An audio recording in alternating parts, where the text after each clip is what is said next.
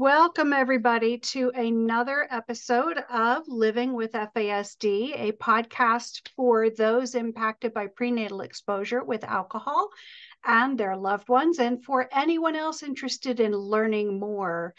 Brought to you by someone with both professional and living experience with an FASD. And this week, I am so stinking excited to bring to you David Boulding, who is a retired attorney up in BC, whose area of specialty is FASD. He's still a powerful advocate in the FASD space, helping parents to be better prepared as they support their adult kids through any legal difficulties that they are susceptible to becoming ensnared in. So without any more further ado, David, please introduce yourselves to the listening and viewing audience, and thank you so much for your time coming on the show. I'm 71. I'm done. And so I live in a small town on the edge of Vancouver Island, and I'm building a cabin in the bush. And I'm retired. I don't have to shave. I don't have to get dressed up anymore. I don't have to wear deodorant. I am retired. And I did a 90-minute piece in September for the Illinois Court of Appeal. And I do things like this, and I'm glad you're here, Patricia. Thank you. Thank you. It is, I really became excited when I started perusing through your webpage after a friend of mine suggested that I look at your YouTube videos. And there's just so much that I think you can really speak to the hearts of the people to listen and watch this podcast. Well, we talked earlier, Patricia, about everyone talks about, oh, I'm not that smart. Oh, I'm not that smart. Oh, I'm not that smart. And a lot of professionals worry about their clients that they may not get it. But that's not the issue. The issue to me is these people taking care of this population, they're exhausted. Mm-hmm. It's not that they're stupid. It's just that, ooh, Yeah. So I try to do things in smaller chunks. And if you go to the website, there's lots of stuff on the website. And the two films we made are 8 minutes long. Mm-hmm. And I think that people who are caregivers need a break. Yeah. And that's why, you have friends, you have neighbors, you have relatives. And Sterling Claren talks about the external brain. And we need to understand that this population, two things: they piss us off and they wear us out. Mm-hmm. And so they piss off police officers, lawyers, judges, probation officers, high school teachers. And largely, not always, but largely, that's because they're frustrated. Yeah. They're a square peg in a round hole. Yeah. And so they act out rather than say, I didn't understand that, Mrs. Black. And so there's all this brain stuff going on that, maybe too fast, could be various other things. They could have an itchy collar. There are so many things that are going on. They don't have friends, and the friends that they do have take advantage of them. Yeah. And I was a very good man. It brought me to Chicago several times, Walt, and he's dead now. It's really sad. But he used to have to pay neighborhood kids to come to his son's birthday parties when he was in elementary school. Does that break your heart? Yes, it does. Yeah. And I think it's a very isolating condition, isn't it? Not just for the person living with FASD, but for the families, because relatives disappear, right? You don't get invitations to the cabin. Yeah, affections and support become conditional instead of unconditionally offered. Yeah, it's very isolating.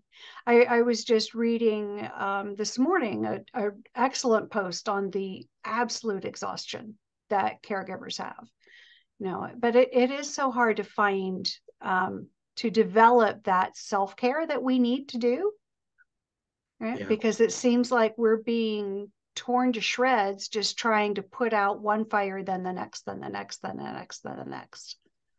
So, Yeah, I think it's really hard. yeah. And you know what?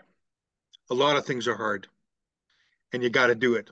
And we get You through know, it. you get through it, and Yeah. at the end of the day, I'm sorry, but your kid going to jail for 3 or 6 months is not the end of the world. Yeah. What you're concerned about is a sex charge or a murder charge Mm-hmm. or something serious. And, you know, it may take your son,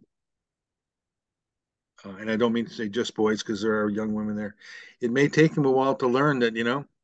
I don't So like that. yeah, one of the papers on your, well, you have several papers on your website under that papers tab, on sex and FASD, and it really is such a pivotal thing to have to focus on that generally goes unaddressed. Well, You let's know, be blunt. it's the elephant in the room, right? Let's be blunt, okay? Sex is the creation, the elevation, and discharge of sexual energy. Mm-hmm. Okay. Now you have to take that definition because the definition, although you're going to meet a nice girl and you're going to fall in love and you're going to have a relationship and then you'll get married and then you'll have kids, you know, no. Sex has one main function: release of energy. Mm-hmm. People are bent out of shape, they're tired, they're unhappy. And for that 7 minutes, 9 minutes, whatever it is, Yeah. things are good. Yeah. And so, one of the reasons we use sex in the real world is this lack of contact, this lack of, and Yeah. there are many people who those moments are very important. And Yeah. the problem is, on top of that, we've got laws, we've got social, religious stuff, and all kinds of stuff about we should have about sex. And I think that if we understand it's the creation, elevation, and discharge of sex energy, that you have a different way of looking at it. Yeah. And it's not doesn't mean to say that have sex with everybody. It doesn't mean to say don't have proper relationships, courting, falling in love, and getting married. I'm Mm-hmm. not saying I'm saying the reality is. Yeah. And I asked you earlier, and I saw you smile, and I said, "So what are the two rules, Patricia, of masturbation?" Yeah. And they use lube, lock the bathroom door. Yeah. Now, just try saying that to a group of parents.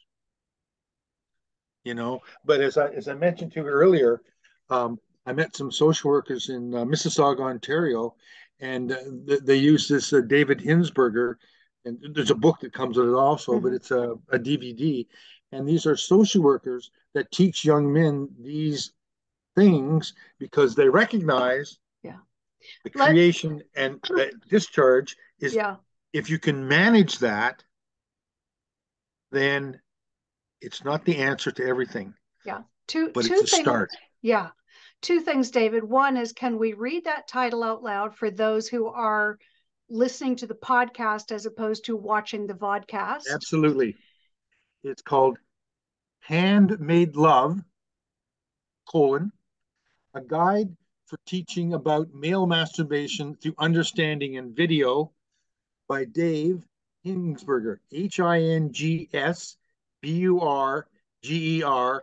And it is published by Diverse, Diverse, City Press. And the website is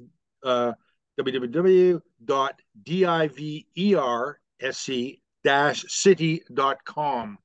Wonderful. The And other the other thought that I had in listening to you these last few minutes is looking at it simply from that biological perspective. You've nailed the underpinnings of addiction to sex, right?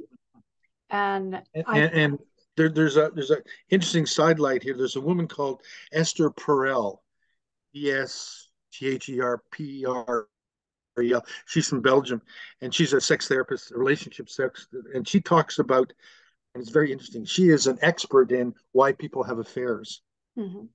And it's really quite simple. They're missing something. They're looking Yeah. for something. They're looking for a spark. They're Mhm. frustrated. They're lonely, and they're looking for something. How is that different from a 14-year-old boy Yeah, exactly. with no friends?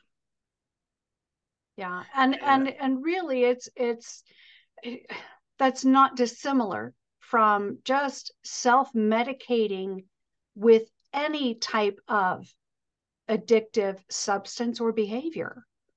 Um, where someone living with FASD is just exhausted by the chronic frustration, the chronic rage, never being understood, always being isolated and blamed and shamed, and oftentimes punished for our brain based disabilities. I've had clients come into my office with 12, 13, 14-year-old boys, and two stick out in my mind. One was a very religious woman going to a religious university and was quite upset and had no understanding what's really on the internet. And she's a single parent, and he was left at home with a computer and no idea of what's Yeah, out there. That couple of on a keyboard, it doesn't take long to figure this stuff out. yeah. But I did a presentation in Sudbury, Ontario, many, many years ago. I don't know, 100, 150 people in the room, mostly women, Mm-hmm. mostly women. There were probably maybe 6 or 7 guys there who were husbands of. Mm-hmm. And we got talking about sex. And one woman was really quite upset. It's like an amphitheater kind of place. And she said, "Oh, yes, yes, yes, yes. But I don't want to. I don't want him to talk about sex. I don't want him to learn about this stuff because I know my boy. Once he learns to do this, it's all he will do." And what was interesting to me was this is a small town in northern Canada, an industrial town, was that so many of the women in the audience then spent time talking to her. Mm-hmm. So in that moment, she exposed herself to other women in her community and they rushed in to help her. Yeah, And I think that's what I'm talking about. You have to find a way to engage people in your community who can help you yeah. because the bottom line is everything we do has to be repetition with heart, Mm-hmm. repetition with heart, because these lessons have to be learned not 1 or 2 times like you and I, but maybe 1,000 times. It's Yeah, hard to tell. It's very yeah, valuable. But all of a sudden, this woman realized there were people in her community that had been where she is and mm-hmm. offered to help her. Mm-hmm. And so once she now has, that's like a toehold. Now she can go somewhere and, because she's exhausted. She doesn't Mm-hmm. have time to go to these meetings and association things. And I think that when you get a chance to meet other people in your community that are struggling with the same thing, a whole bunch of things happen. Yeah, there's power in that Well, and healing. uh, the autism attention deficit people are very politically organized. Mm-hmm. They're smart. Yeah. They're hardworking people, and they too are exhausted. But the fetal alcohol crowd are mostly adopted children Mm-hmm. that often are in 1, 2, 3, 4 placements, and it's Yeah. very hard for them to get politically active Yeah. because politically active people can go to the school board and get stuff done. Politically active people can have the police chief. Here's the guy right here. Where's his card? That's the inspector. It's his card right here. Tim Farquharson. He's a police officer. He's the chief of police. He's smart enough to realize the social worker went to talk to him, and he's smart enough to realize, come on down and talk to me and my staff. Mm-hmm. And when you're politically organized, you can bring in speakers, you can bring in information, and Yeah. you have to be smart about it because it's very hard. And at the end of the day, there are no guarantees. But here's the chief of police that's interested. Mm-hmm. Wow. Yeah. And I think at the end of the day, um, I tell people like you really got to get to know your police. And that's almost impossible in Los Angeles. Yeah. Right. That was one of the pieces of advice that I really snatched onto as I was perusing so many of the articles on your website. Is you have some very good advice for parents of teenagers or transitional age or young adult kiddos with FASD, and one of those is as with everything else when it comes to parenting an FASD kiddo, be proactive, right? Yeah. Start the work now before there's a crisis, before there's an issue. Get a binder. Yeah. Put it all in there. Diagnosis, school records, activities, positive strength. He's good at this. He's good at this. Put it, and it gives picture in there. And you want to be able to say your boy gets arrested. You want to go down to the police station and say, Yeah. here's about my boy. It's, I don't know the whole story, but I bet you it's a guilty plea. Yeah. Because, there's not a lot of defenses. And at the end of the day, if you have a lot of information, you can bring this to your lawyer. You can bring it to the probation officer or various people like that. It's not a guarantee, but every so often you're going to run into a probation officer that's got his head screwed on right. Yeah. You're going to run into a police officer that's going to say, "Oh, he's not like those guys. Yeah. It's a brain problem, not that he's a criminal problem." Right. Because And people, it's there is that distinction in law, and it's very, very sophisticated distinction. But at the end of the day, um, very quickly, I have a client. She's a PhD in law, single parent, had a child. Spent quite a bit of time with him. Anyway, she starts hanging around with the wrong kids. She was quite worried. So I spent quite a bit of time with her, and I told him, "This is what you do. You're always polite to police officers, and you show them my business card." mm-hmm. A bunch of kids are out doing shit, 8 or 9 of them. They get arrested, and there's a whole bunch of police cars there, and people are being handcuffed. Well, this kid is standing at attention, Holding out your card. holding out the card. Yeah. And of course, the cops notice this kid standing there like this, like he's not moving, he's not Yeah. running away. And so Yeah. eventually somebody comes to talk to him. And the young fellow says, "My lawyer says I'm always to be polite to police officers, and I have to show this card." Well, he's got the police officer's attention now. So the police officer talks to him for a while, and he notices a few things right away. Well, the first thing he notices is the rigidity. Yeah. This kid is standing there and he ain't moving. Yeah. And he He's notices doing what he was told. doing what he was told. And he notices a few other things around him. Short story, at the end of the day, is 8 kids go to jail. He gets a ride home. Yeah. And Yeah. that's rare, but that's a parent that spent a lot of time, Yeah. with their, again, adopted child. And at the end of the day, you got to believe that occasionally, we mentioned LA, it's really hard to get to know local people in LA. I get that. But if you're living in Port Hope, Ontario, it's a better in the small towns. Yeah. But often, uh, even LA has neighborhood police officers. It's not a bad thing. Go down Yeah. there with your binder saying, "I'd like my son to see a police officer, and I'd like my son to see a jail cell. I like my son to have the experience of what happens when you go to jail." And I think if you find the right community police officer, you might get that experience. Yeah. And my listeners are from all over the world. And so this is something that can be done in any community. I think that And we have to understand that some lessons have to be repeated over and over again. But let me tell you something. When that cell door slams shut, that's a noise nobody forgets. Yeah. Yeah. Yeah. I think it's worth discussing. Yeah. So you have on your website, you have some very specific kind of a parental prescription of things that parents need to do when their kids turn 12, right? And it was reading a particular book to their kids as for, which basically sex education and how to get the right partner, right? Because there's a woman in LA, and I think she's fabulous. I'll spell her name for you. It's Nora, Uh-huh. Nora, and her last name is Baladarian, Baldrian.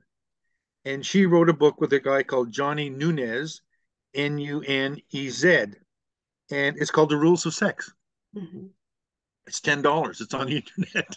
Yeah. It's often called the Pink Book, but it's I don't know what is it, 25 pages, and at the end of the day, it's very helpful because Nora spends her life dealing with children with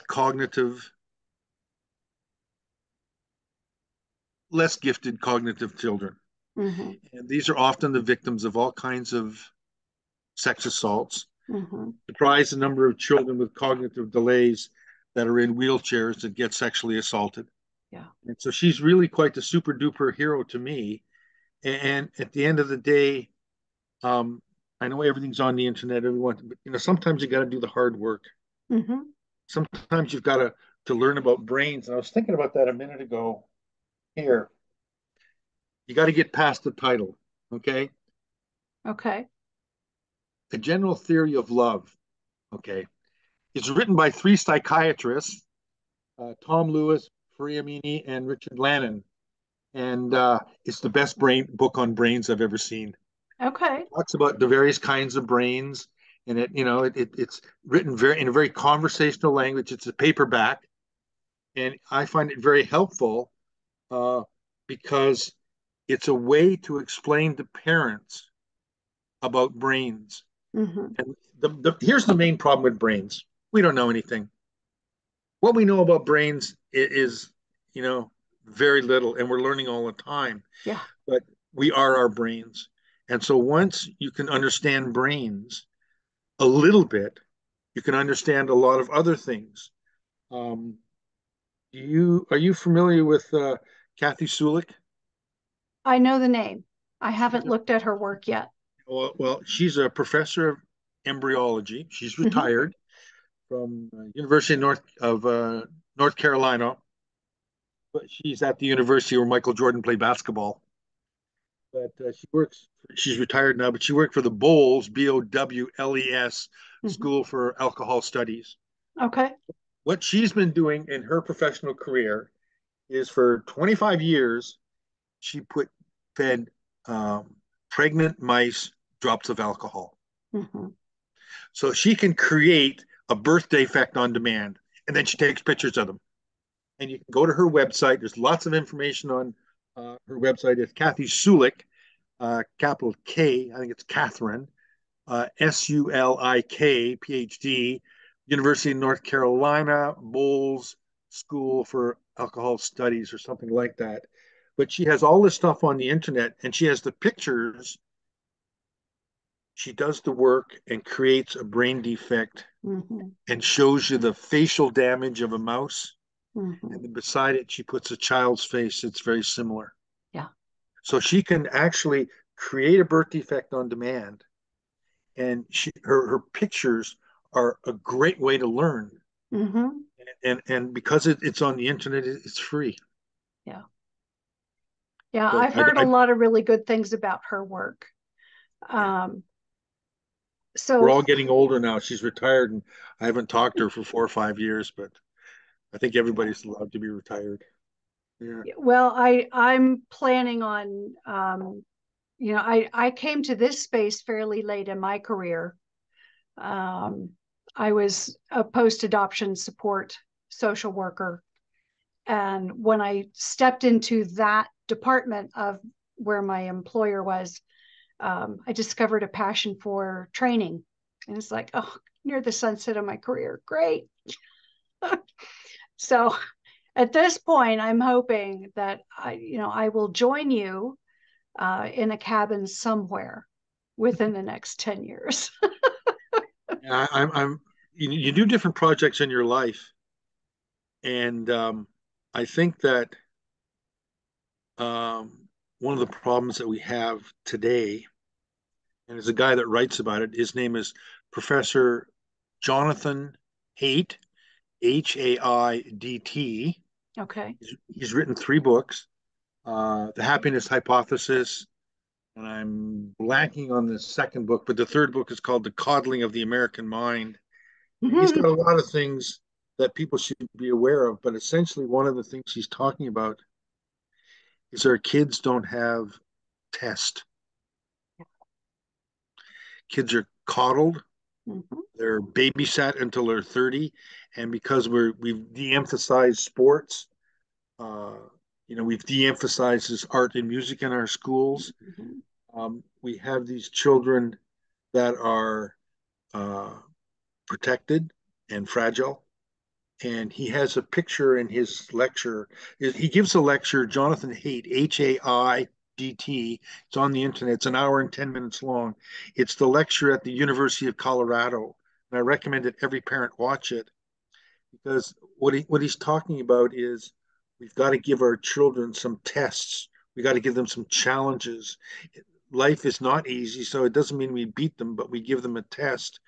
And he has a series of pictures of a playground in 1950, the monkey bars, Mm-hmm. a playground in 1970, no monkey bars, and a playground in 1990 and a playground today. And the new playgrounds are all plastic, they're all low to the ground, they're full of sawdust, and nobody can get hurt. And so what he's pointing out is, maybe falling off the monkey bars is an important lesson. Yeah. And my point is, maybe it's a really important lesson to take your son with fetal alcohol to the jail, and it's to Mm-hmm. see what a jail is. Yeah. Maybe it's really important to be in a jail cell, have them slam the door, and walk away for a minute. Because essentially, we need to find ways to slowly teach really hard to learn lessons. And I think that it's the hard stuff where we learn. Mm-hmm. Absolutely. I've learned in many different ways, but boy, oh boy, if you're a lawyer, you learn from your failures. Mm-hmm. Oh, I'm not going to try that again. So that was one of the papers I read yesterday that I just really appreciated your putting that out there. Can you talk for a little bit about how you came to the realization that as a lawyer, there were several things that you missed? Um, what what led you to put yourself out there in such a public way with that confession, and how that has shaped what you did for years after? When a lawyer is asked by a judge, David, I'm putting on a conference. I want you to contribute. There's only one answer. Yes, what do you Yes. want? That's the way the world works. And having a judge as a friend is a good thing as a lawyer. And so I was asked there's a conference on fetal alcohol. And I said, I don't know anything about it. I seem to do nothing about mistakes. So I wrote a paper in about 20 minutes called Mistakes I Made with FASD Clients. Mm-hmm. It's been published all over the world in about 8 languages, apparently. But it's on my website, Mistakes I've Made, David Boulding. Read it, it's there everywhere. But what I found out was I was really quite surprised when I sat down and because I didn't know anything about it. And so I remember speaking to a very senior probation officer, Bill Ellis in Vancouver. He was the head of the sex crimes division. Mm-hmm. And so most of the learning that lawyers learn happens in the courthouse cafeteria. Okay. That's where you learn. Don't do that. I'm told you, Judge Smith doesn't like that, David. Don't do that. Okay, okay. So I'm having lunch with Bill Ellis, and I'm just complaining. I got this kid. I can't figure it out. I don't know what's going on. He's a screw up. Everything I do backfires. And I remember Bill Ellis is eating his soup. And in between mouthfuls, all he says is probably fetal alcohol. Having never heard the words before, oh yeah, and so he gave me. So I started looking into it, but he knew all about it because he was a smart guy. And I did some research into it, and it seems to me that I listed all the mistakes I made, and I find out later that those are mistakes everybody makes. Mm-hmm. Just because the kid smokes marijuana doesn't mean he's going to go to heroin. Right. This is, most people war on drugs and that whole nonsense, but there's all kinds of things like I would tell him something, and I would assume he'd write that down. Remember that my lawyer says this, Mm-hmm. I did the trial one time, and the guy was found not guilty because the police officer was an idiot. But there's a fingerprint case, and Judge Pendleton, who's a good man, anyways, I'm not guilty. And I said to my client, next time wear gloves. And he says to me, why? It's summertime. We just spent 2 hours in a courtroom on a fingerprint case. And he didn't get any of it. Mm-hmm. Concrete thinker. I have kids, we'd go to court and we'd get them up on the stand. He'd tell his story. It's not my job, it's not my job. Judge believes him. Mm-hmm. And the judge would find out that and the Crown has failed to prove its case. And, I'm packing up my books. And, the kid would turn to me and say, when do I go to jail? Didn't understand a word the judge had said. Didn't understand that the judge believed him. Mm-hmm. And it's really hard because I learned that we have to, write things down. Yeah. And we have to do different ways of finding different things. Yeah. Through the Law Society in BC is a difficult organization. They've made lots of mistakes. But 10 years ago, they published these pieces of advice for lawyers and have a criminal client interview checklist. Well, 10 years ago, one of the items they put in is consider fetal alcohol. Mm. There's a judge in Manitoba, middle of Canada, and she's developed probation orders that are icons. So again, it's on the back of your lawyer's card. Yeah. There's these three pictures. And so there are many people who are trying to make a difference, but it's like going after a glacier with a Bic lighter. Yeah. It's That's really, a good analogy. Really difficult. But in that paper, I think the biggest learning I had was my lack of political awareness. Mm-hmm. This population, they don't vote. Yeah. Single parents, overloaded, don't vote. They don't have political power, unlike the autism and ADHD parents. And that's a huge problem. Mm-hmm. Because we need to have political power to make changes to the criminal code. We need political power to do what the city of Toronto does. You go to the toilet in a restaurant in Toronto, and on the wall there's a little advertisement that says, don't drink alcohol while you're pregnant. Mm. Some small towns have got the same thing. And essentially, that took years to get together. Yeah. And so there are things you can do, but essentially, it's really hard for one person, a parent, to change the world. Like there's a woman called, I'll spell her, she's very famous here, Jan Lutke, Lutke. Oh, yeah. She's a superhero. She is, I'm and so is her daughter. So Jan's got to be in her 80s now. But look her up, and she has this very powerful idea that non-competence is not the same as non-compliance. Exactly. And the whole legal system is based on compliance. Mm-hmm. Our whole society is based on compliance. And the assumption is we're all competent. Mm-hmm. Yeah. And the bottom line is the law about insanity or brain problems was written in 1854. That's 12 years before Sigmund Freud was born. Mm-hmm. What did they know about brains? And so we're still struggling with this. Yeah. That law is really way out of date, but there are some judges and some situations who are making some positive things.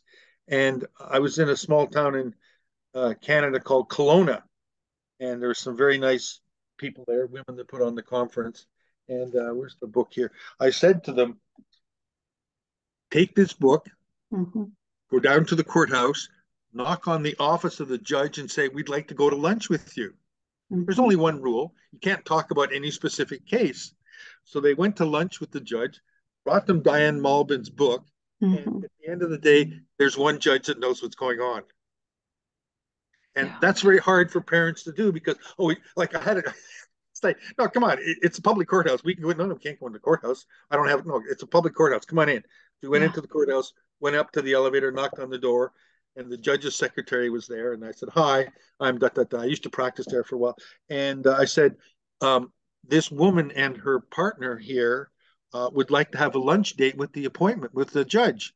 And the secretary was like this really fabulous moment. The secretary said, "Well, this week is no good, but how is Tuesday?" Yeah. And the look on that woman's face was, Yeah.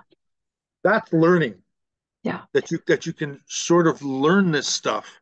Yeah. Now, And that's another, David, you are giving the audience so many calls to action of so many practical things that we can be doing to improve things in each of our communities.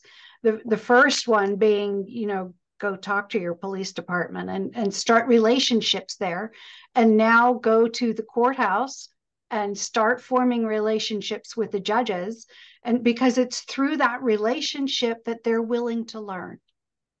judges have an enormous amount of money for judicial education.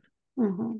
And I can guarantee you that judges go to courses on DNA, they go to courses on domestic violence, they go to courses on lots of things. Fetal alcohol is kind of not, where'd you go? Yeah.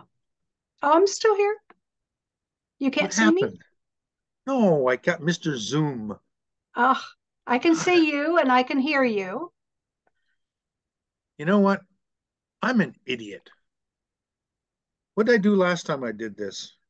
Um, I you went out and came back in, or at least you said you were, but you never left my screen. You think it's easy being a stupid person? I have there you are. Okay. No, I mean, I'm 71 years old, and when I was in law school, I had a summer job teaching computers to judges. I am Mm-hmm. the most computer dumb person you've met in your life. I find that same dynamic because when I first started in social services here in California 24 years ago, I used to be the person that people would come to with computer. Yeah, no, it's not my thing. Here's the trick.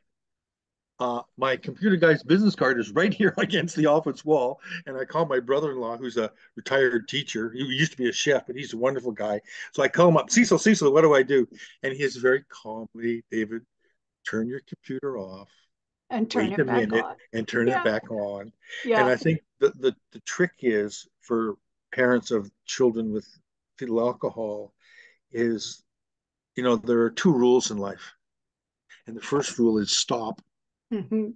and take 5 or 6 slow, deep breaths. Mm-hmm. And the next rule is accept gifts. And I Yeah, accept that most of my friends know more about computers than I do. And I am not proud. I will call them up. yeah. And it's not just computers. I have friends who are just genius lawyers. One of them just retired. David Grunder just retired. And I would phone up David, what do I do? And he'd very patiently say, it's a Rule 42. The case is Smith and Brown. Da, da, da, da. Thank you, David.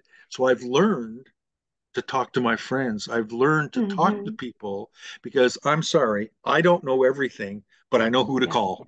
yeah, And if yeah, parents would develop this habit, it's very hard to stop. yeah.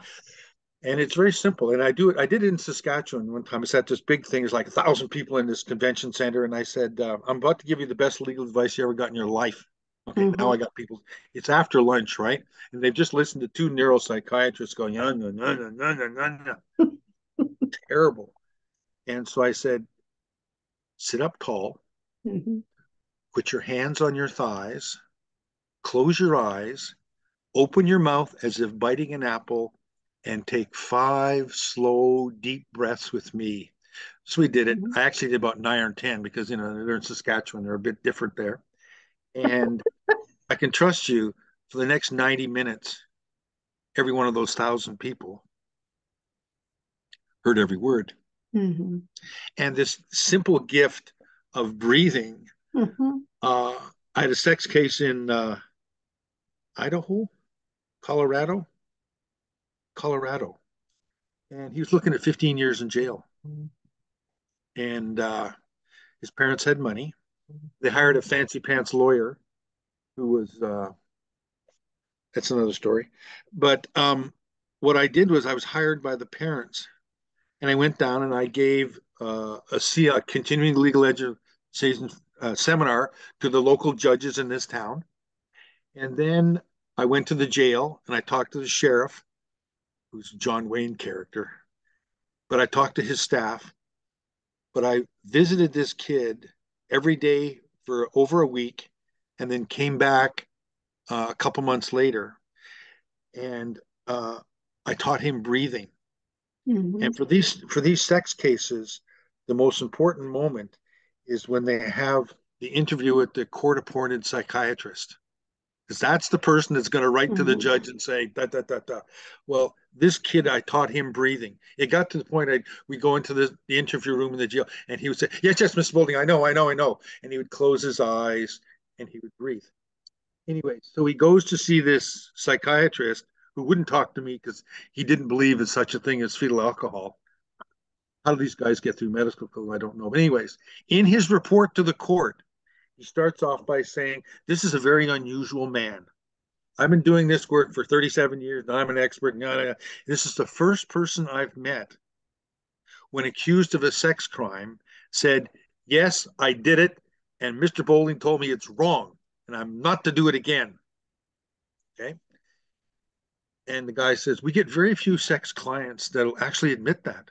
Mm-hmm. And the second thing this man did, which is startling to me, is these interviews can be very challenging and aggressive. And he says, and this young man, during the interview process, when I was asking him some tough questions, would stop, sit up properly, close his eyes, and take 5 or 6 deep breaths. I was intrigued by this. And he told me that this is what he's supposed to do whenever something bothers him. Mm-hmm. And so we talked about sex, and he said, "Well, Mr. Bull, he didn't know it was wrong." Complicated story. Um, the kid was 15, looked 25. He didn't ask Mm-hmm. questions about age. And so Mr. Boulding told me I always have to ask the age of everybody I have sex with, and I have to always get consent. Anyways, and so this psychiatrist writes in his report to court that because this man can stop and pause and reflect and take a few minutes, that the automatic behaviors, because most sex assaults are they're not well thought out. They're pretty much a car accident. Mm-hmm. This guy recommended probation. Just saying. Yeah. Had a good prosecutor, must I say, excellent prosecutor, and the probation officer interrupted the judge. When the judge starts talking about, "I'm going to send him to probation," the probation officer, who's just a neo-Nazi, just got really upset and interrupted the judge. You like that when other people interrupt the judge, because don't interrupt the judge. But at the end of the day, it's a powerful lesson here that if people would teach this breathing to this population that are missing brain pieces and Mm-hmm. teach it, it's more important than spelling. Yeah. That what we're looking for is, Patty, there's two things that you and I will never be arrested for. We're not going to be arrested for a crime because we have friends who say, Mm-hmm. "Patty, David, get back in the David, it's not worth it. You have friends." But the Yeah. second thing is, Patty, the reason you and I will never be arrested, because if we do a crime, Patty, it'll be very well planned. But we're not going to do a crime because we have a voice in the back of our heads that says, "Patty, Bad idea. you're going to lose your job. Yeah. David, if the Law Society finds out, you're going to be in trouble." Yeah. My clients don't have friends. Yeah. And very importantly, they don't have that little voice in the back of their heads. So one Yeah. of the things that breathing does is it just slows them down, and you Yeah. hope that in that 10 seconds or 30 seconds that a couple of things happen. One is your heart and lung numbers go down. Mm-hmm. Panic subsides. Right. Second thing that happens is you get more oxygen into the frontal lobes. Mm-hmm. That's the decision making thing. And Right. so you got someone whose heart rate is a bit lower and they're thinking of maybe a little bit clear, but time passes. And Yeah. what you hope is that the urge will be reduced and, Mm-hmm. something might come up that says, this is probably not a good idea. Yeah. And it's really hard to teach breathing because people say, "Oh, it's just goofy. Oh, that's just goofy." Well, do you ever watch the hockey the final game, championships games in hockey or basketball? Well, if you're to watch a final game and there's a penalty shot, they put the puck at the center ice and they give the guy skating around about 20 seconds. What do you think he's doing in that 20 seconds? Breathing. He's focusing Yeah. because he wants to be on top of everything. Yeah. Watch these guys playing basketball in the championship game, and there's 1 minute left, and he's taking a foul shot. See him, he's bouncing the ball. What's he Yeah. doing? He's breathing. Yeah. And at the end of the day, that puts air in the brain, lowers your Yeah. heart numbers, gives you a bit more control over your body. Because these Yeah. hockey players, it's a fast game. Basketball, it's a Yeah, it fast is. game. And there's a lot of brain work involved. Mhm. And I think that um, there's so much to be learned from so many different things. I was just thinking about this as I was blathering on and on. Did I mention this book? You did before we started Yeah, it's recording. called Yeah. Spark, and it's by some smarty pants from Harvard University called John Rady. He's a doctor. There's his name. Mm-hmm. It's called Spark. It's pretty simple. It says physical exercise is good for brains, and Yeah. there's lots of evidence about that. I was going up to Iqaluit. Now that's an Aboriginal Inuit town that's I don't know how much Americans. It's 5,000 miles north of Montreal. It's Okay. 3,000 miles north of the last tree. It's up on the ice, near the Yeah. North Pole. And I was going up there, and I phoned people.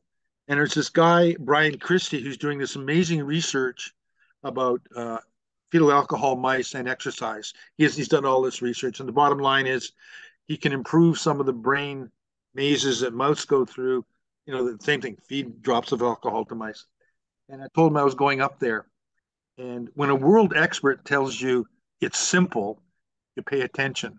Mm-hmm. And he told me they need exercise. And he said, 20 minutes in the morning, don't make them sweat, don't make it competitive. 20 minutes in the afternoon, don't make them sweat, don't Don't make make them them competitive. competitive. Yeah. And he also said some things, they high protein diets, a lot of fish and Yeah. you have to eat less carbohydrates and stuff like that. But at the end of the day, I talked to him about breathing, and he says absolutely essential Yeah. because you got to give the brain time to get into gear Yeah. because these people often, not always, often have all these automatic responses that Mm-hmm. are not helpful because of their frustration, their rage, and some Right. of the other things. I mean, essentially, their brains aren't like this. Yeah. Their brains are like this. Yeah. And all this, it's just not good connections. And at the end of the day, exercise. Again, I can't stress sports enough. It's really difficult to get these kids into sports.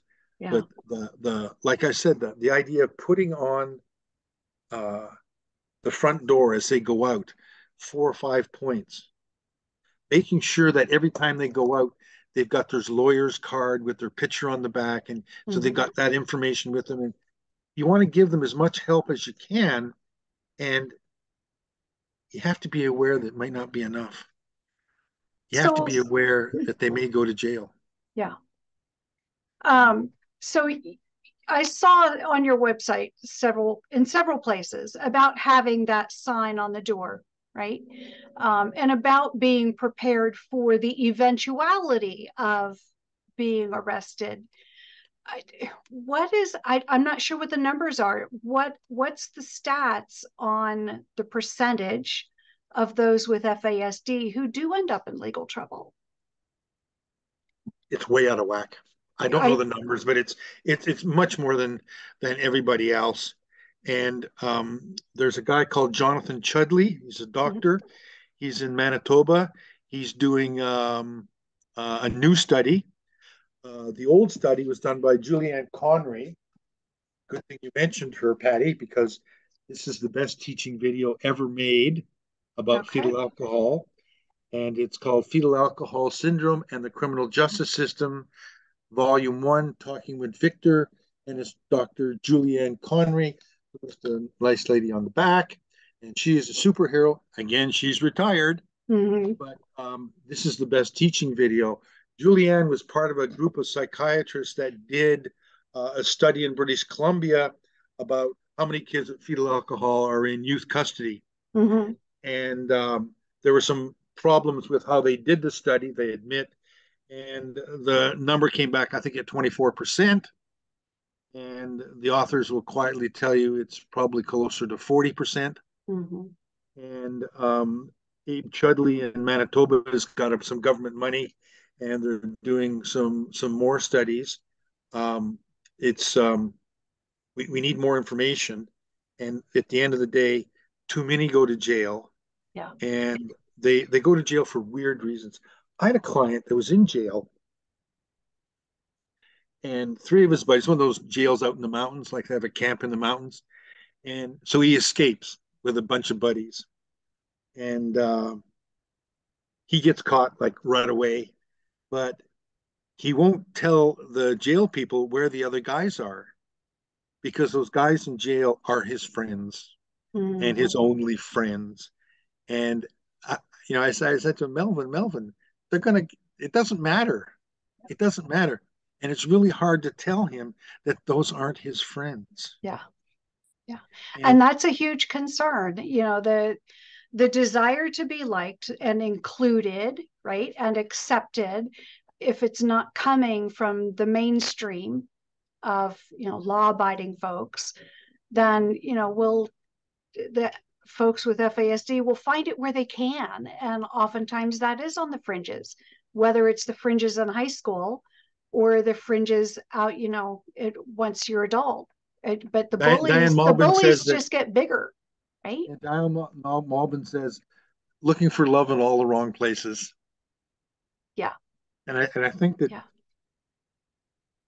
it is just heartbreaking to Yeah. see these kids uh, because they have no friends. Yeah.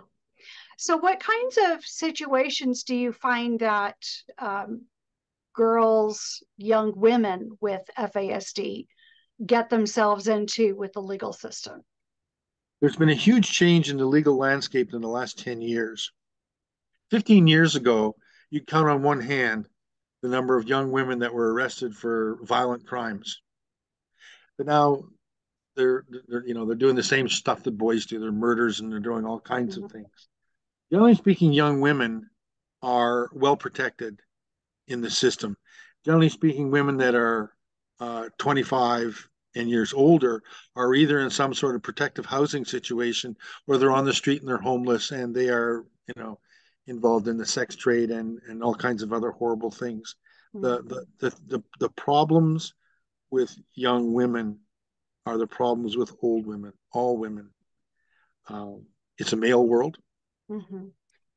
Sex as violence is industry standard. Yeah. There are lots of people that do lots of bad things, and they do them to women regularly.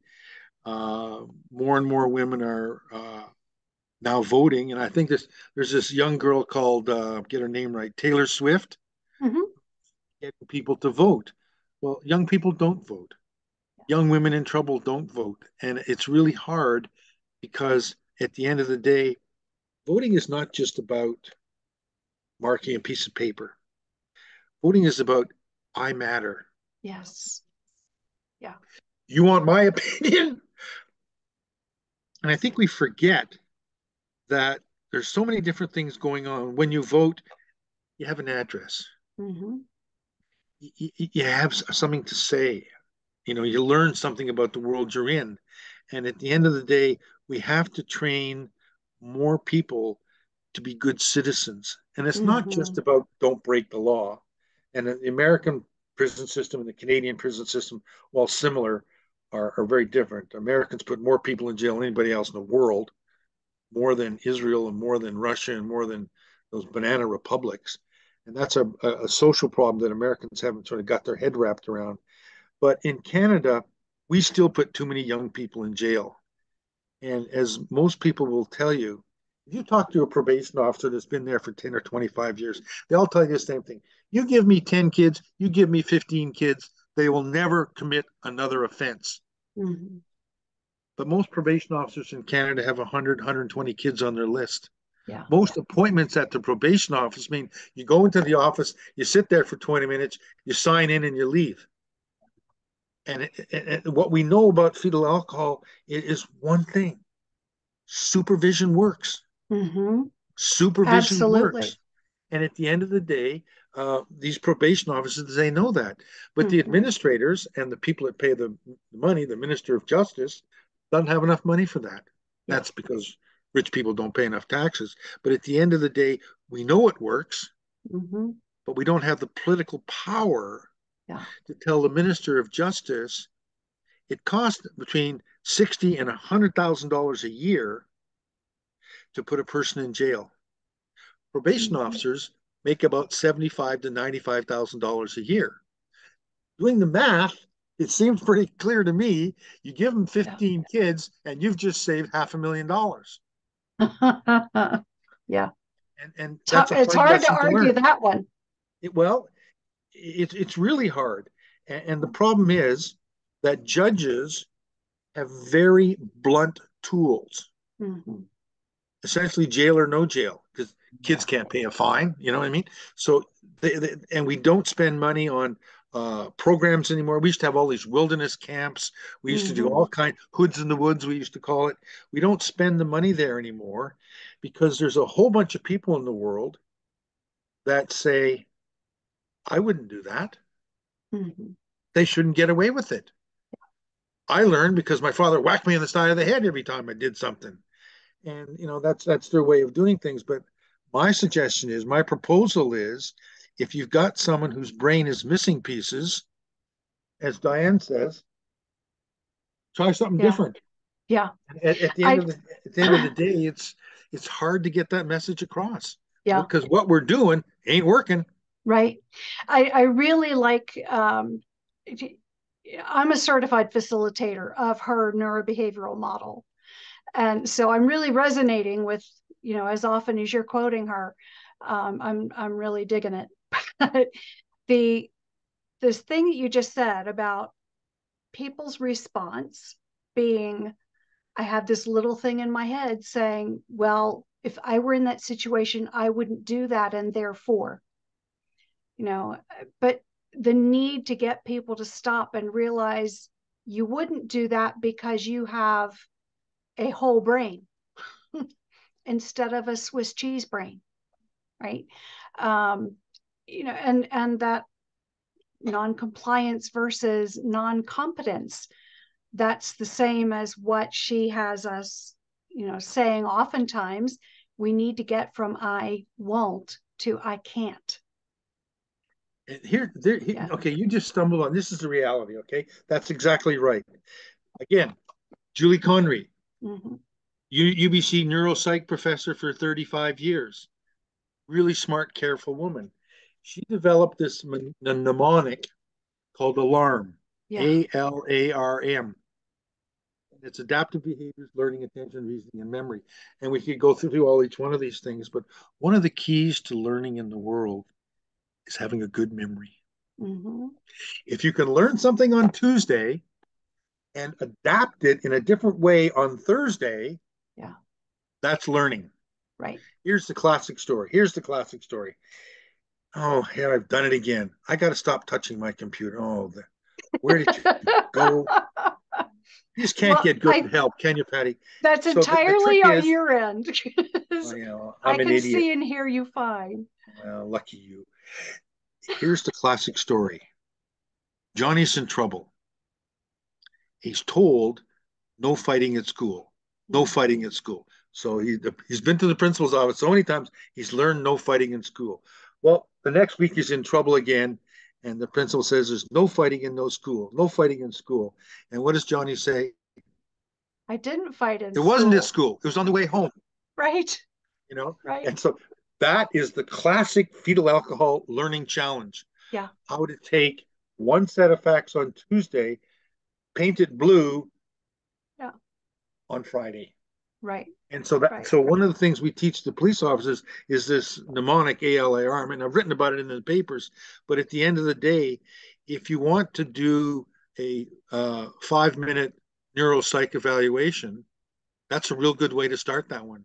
Because at Mm-hmm. the end of the day, I learned a lot from a probation officer, a lovely woman in Kamloops, and she's very senior, and she had she had a lot of courage.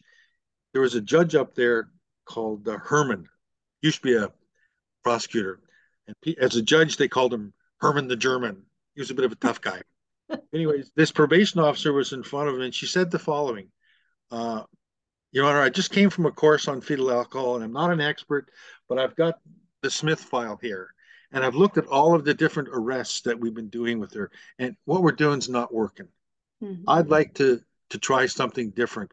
We had Herman the German, this tough guy judge in Kamloops, who said, Miss Bennett, what do you want to do? And she said, well, I'd like to try, she had some suggestions. And the judge says, what do you want to do? That's because he recognized her as a senior, well experienced probation officer, and she Mm-hmm. had all the files, and she knew that she was trying to help. Yeah. And here's one of the problems: the courthouse in Kamloops is on a street.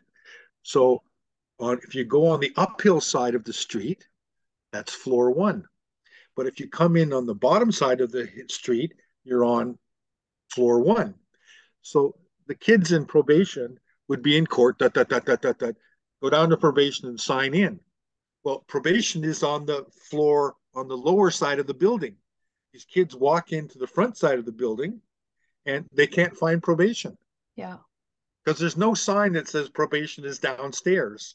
Yeah. Simple things like that. And so Yeah. what happens? The kid gets reported for not reporting to the probation Yeah. officer when he's Yeah. in the building, but he doesn't ask for help, doesn't see a sign that says probation downstairs.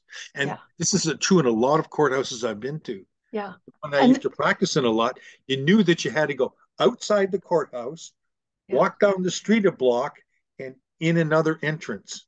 And this comes back to the central premise that you don't fix the person, you modify the environment so the person can do well. You put the sign up, go Yeah, outside, yeah. walk around, come back in. And I think that I mean, there's no magic bullet, there's no magic cure, but there's a whole bunch of little things that sometimes work and sometimes work really well. And at the end of the day, you just do your best. And Mm-hmm. it's hard to tell parents that, maybe 6 months in jail is not the end. Yeah. Maybe there's Yeah. something about it. There's another invention. My cell phone's behind me, but cell phones are amazing things. They are. On your cell phone, you can tell where your kid is. Mm-hmm. You can put alarms on your cell phone to be at a certain time in a certain place. Yeah.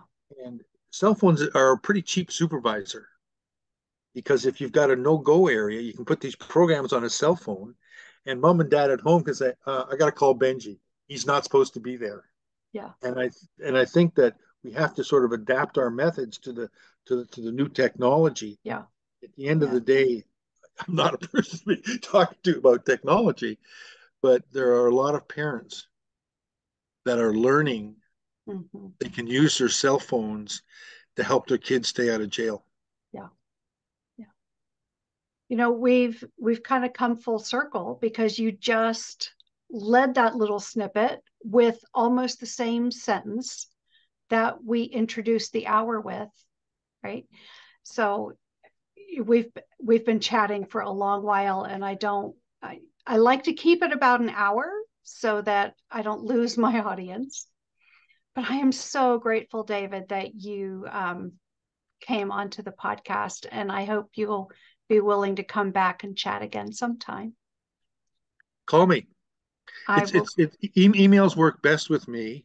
Okay. I'm not one of those people that carries my cell phone around with me, and I live in a remote part of the world, and I spend most of my time up in the bush building a cabin, and I answer emails. Okay. So I can't believe, everybody, that we are wrapping up yet another episode of Living with FASD. I hope you will join us again next week for another episode. And don't forget to come back to the the YouTube channel on Friday for another free Friday tidbit of the neurobehavioral model. And the various books and articles that we talked about in this episode, I will include in the show notes so that you can go and peruse these resources for yourself. And as always, you can pick up a copy of my book on Amazon if you want to use that as a vehicle of reaching out to your loved ones who you think might have or might know someone who has fetal alcohol spectrum disorder. What's your YouTube channel called? It's called, it's youtube.com, blah, blah, blah. And then the @ symbol, Patricia Casper, and Casper's with a K, your FASD coach. So, and I have 2 content streams. One is Free Friday Tidbits. Every Friday this year, I've been doing a 5 or 10 minute lesson on brain-based differences, right? The neurobehavioral model. And then the other content stream is the Living with FASD podcast. So this, pardon? That's what this is, Living with FASD. Yes, Living with FASD, subtitled Candid Conversations with Patty Casper. So, yeah, we're coming up on 6 months, and it's been a ride. So I'm always thankful for the audience. Please like, subscribe, share, do what you do, and we'll see you back again next week for another episode of Living with FASD. Till then, everybody, take good care.